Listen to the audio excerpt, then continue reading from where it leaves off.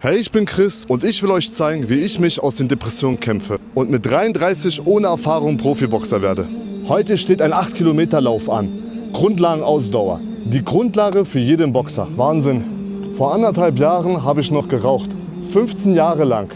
Mit der Diagnose habe ich das Rauchen am Nagel gehangen. Woche für Woche merke ich, wie meine Kondition besser wird. Früher undenkbar.